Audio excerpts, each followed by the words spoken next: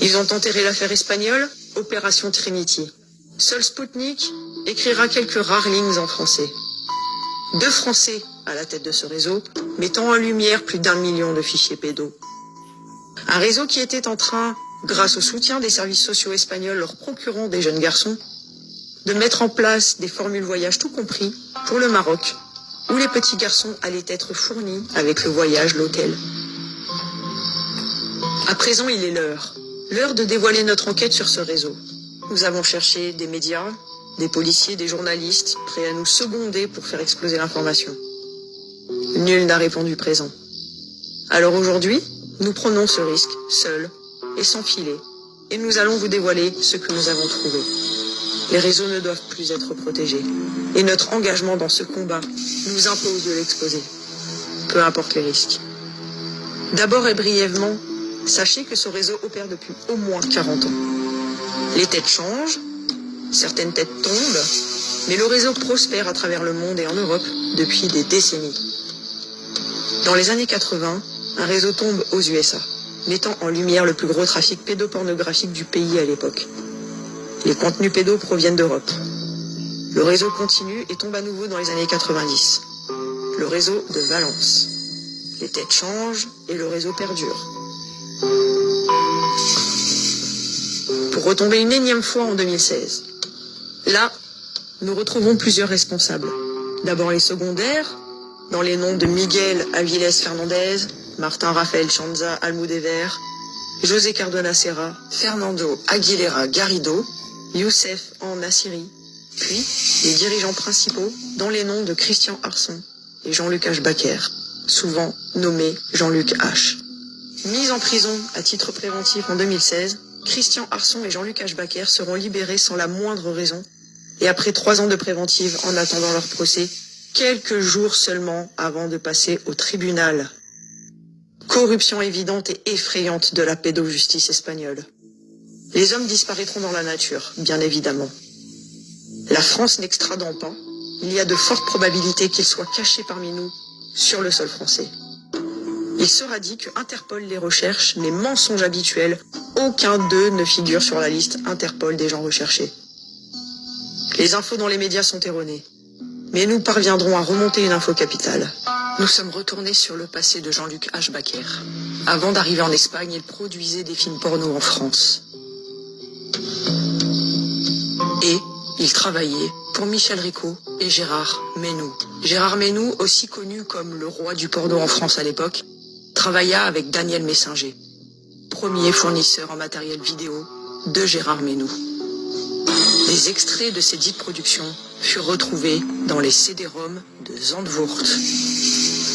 Messinger était en relation avec Nioul et Dutroux et fut à l'époque inculpé pour viol sur des enfants de 8 à 12 ans.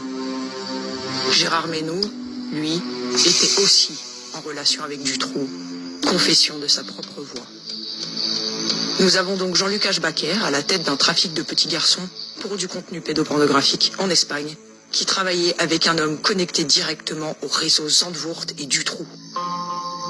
Ces 2 réseaux, il est important de le mentionner, ne sont en fait qu'une seule et même affaire.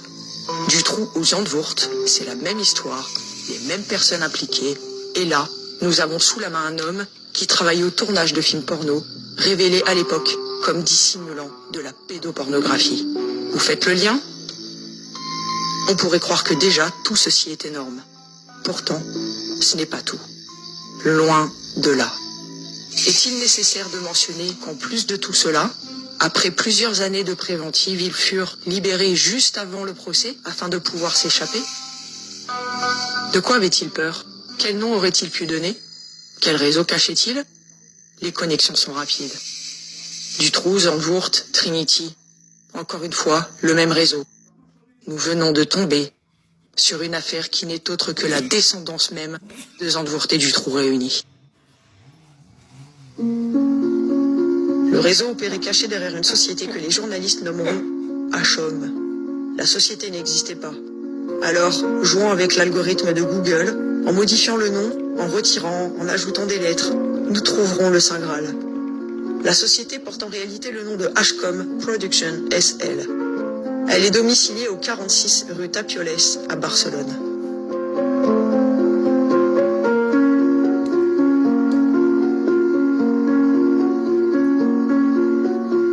Sauf qu'à cette même adresse figure une seconde société portant le nom de Sale Adult Line Only SL.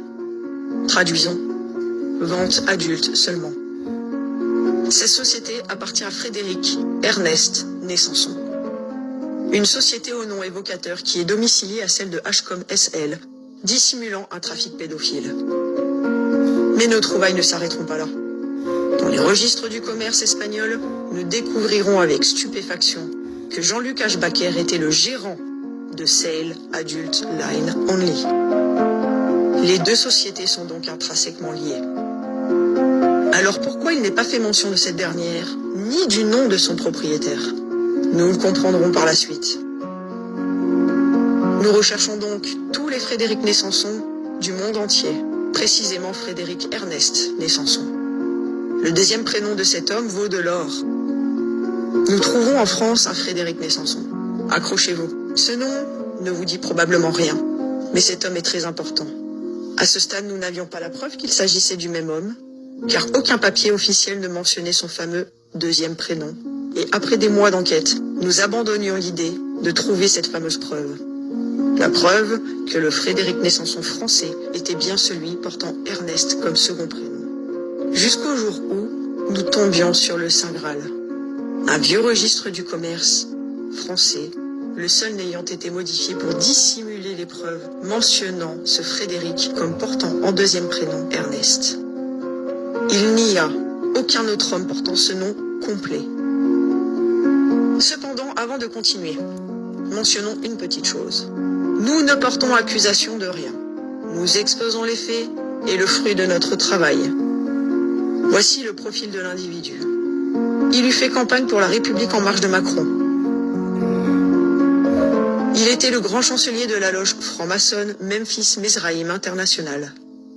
L'homme, sur son profil Facebook, est très souvent en vacances au Maghreb, lieu où le réseau espagnol avait prévu de monter ses hôtels all-inclusive pour pédophiles.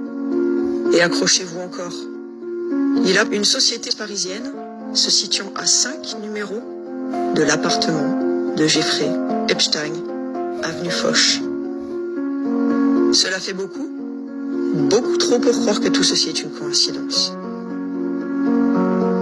Qui était à la tête de ce réseau? Qui était le patron de Jean-Luc Ashbaker et Christophe Arson? Pourquoi la société de Frédéric Ernest né Sanson est domiciliée à la même adresse et employée dans le passé en tant que gérant Jean-Luc Ashbaker? Nos conclusions: au-dessus de Jean-Luc Ashbaker se trouvait Frédéric né Sanson.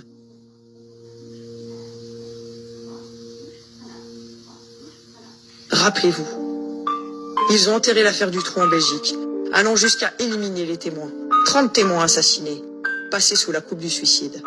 Remplacement du juge qui semblait enclin à offrir la justice. Menace de mort afin que son travail ne soit pas fait correctement. Les hauts profils accusés ne seront jamais investigués. Bref, un scandale judiciaire qui reste à ce jour impuni. Ils ont enterré l'affaire Zandvoort. L'homme les ayant découvert sera fortement puni. Monsieur Vervlossen, jeté en prison pour ne s'être soumis à la pression, sera jugé pédophile et décédera derrière les barreaux. Pour la justice, les victimes n'existent pas. Les parents français reconnaissant leurs enfants sur les CD-ROM recevront l'insulte que ce sont des sosies. La ministre Guigou mentira en plein direct durant le journal télévisé français, se disant prête à recevoir les CD-ROM pour les étudier, alors qu'elle les possédait depuis plus d'une année. Ils sont dans le CD-ROM que nous ne disposons pas. La justice a demandé, y compris aux journalistes, qui peuvent posséder ce CD-ROM, de les communiquer à la vie. Tout le monde ment. Personne n'enquête. Le parquet de Paris, par l'intermédiaire du juge Yvon Talec, qui dira, et je cite, que la plupart des clichés pédopornographiques furent pris avec l'accord des enfants et des parents. Que les photos sont vieilles, qu'il faut minimiser. Ils concluront tout cela avec Frédéric Malone, commissaire divisionnaire de la direction centrale de la police judiciaire qui, à l'époque, nous affirmera sans cligner de l'œil que les réseaux n'existent pas. Ils ont enterré l'affaire Amie de Lisa.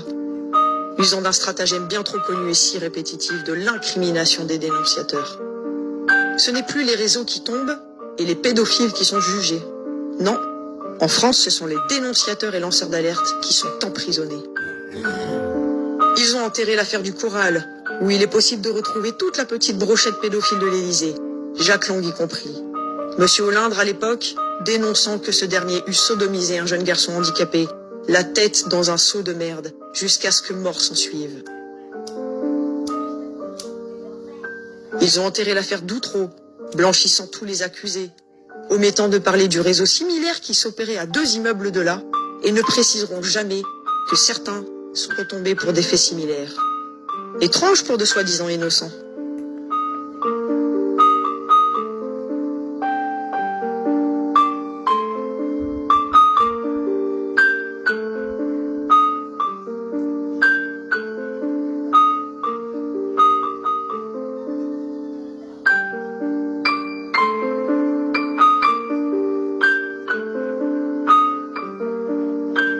À la place, ils instaureront, en tant que ministre de la Justice, Dupond-Moretti, le coupable de tous ces acquittements dont il est question.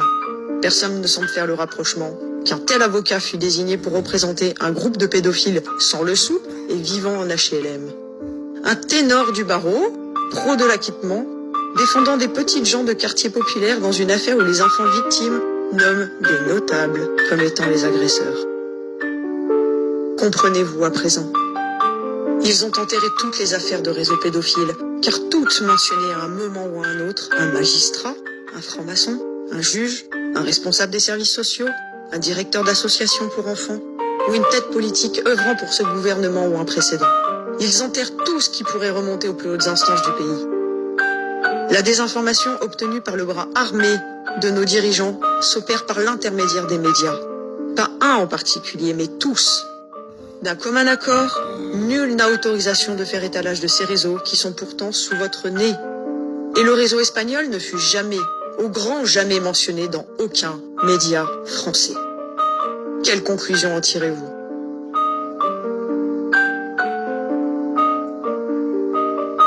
Viol d'enfants ?